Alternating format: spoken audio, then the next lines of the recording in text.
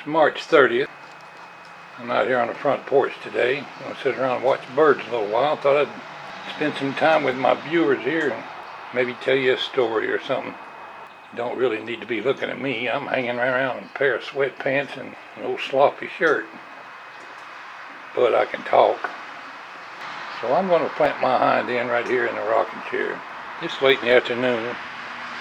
It's been raining here for about 4 days. I live in rural Spalding County, Georgia. And I've got some really great neighbors in this community. Some of them are very friendly and easygoing. I'm sitting here thinking today about my old friend Mr. Lindsey. He's passed on now. Thought I'd spend some time and tell you a little story about Mr. Lindsey. I worked for the railroad for a good 34 years before getting injured and had to take a medical retirement. It was a job I really enjoyed. And speaking of Mr. Lindsey, I met him when we moved here back in 1983. I built this house and built it all myself, and I'd be out here working on the house during the day, and he came down and introduced himself. He was an old retired gentleman. I suppose he was in his 80s then. He lived to be almost 100. He just passed on here last year. I own the website carknocker.com, and I've written a few stories and posted them on there.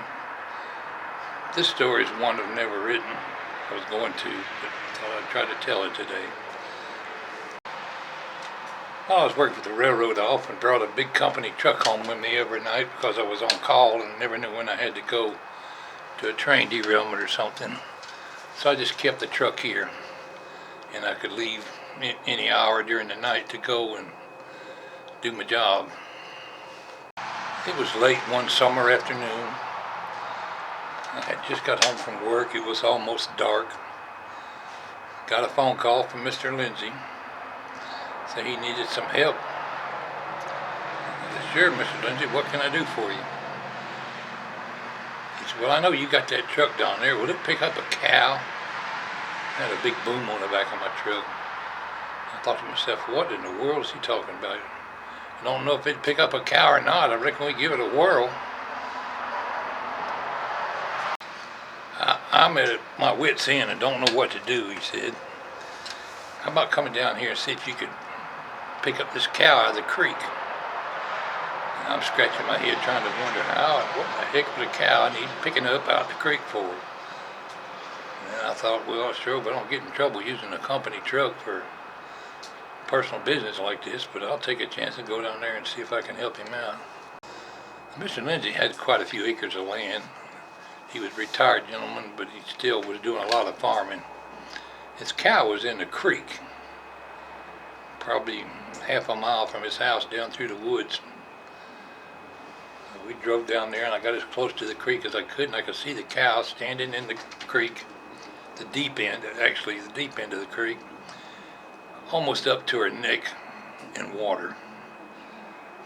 And she was stuck. She had got buried up in the mud. She was stuck in there and couldn't get out. You think you could pick her up? Well, I couldn't get close enough to reach her with the boom on my truck. I said, well, we'll try something here. So I backed the truck up as close as I could to the creek, and what looked like still firm ground. And no sooner had I got back there than the rear tires on my truck started to sink up in the mud. I said, well, I'm in trouble now. This truck is going to be stuck. Well, we'll go ahead and see if we can pick up the cow. Got out these big old nylon straps I had. We wrapped them around the cow. Well, I was down there for a couple hours that evening trying to get that cow out of that creek. Finally got to where I could pick her up.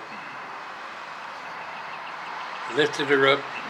Well, she probably weighed well over 1,000 pounds. Pulled her up out of the water, and when I got her up, she was in the process of delivering a calf. The calf was about half born, and she couldn't finish giving birth to the calf. Actually, the calf was already dead. We lifted her up on the bank of the creek. Another neighbor was down there helping us. His name was Mr. English. Well, they got down there and pulled the calf out and finished delivering it, but the calf was already dead. They tried to resuscitate it by flopping it around on the ground and a few things. It was a pretty little calf, white face, but it was passed on. And the mama cow, she passed on too. She died right there on the bank of the creek. So my little effort to try to help him save his cow didn't work, but at least we gave it the old college try. By now it was pretty dark. And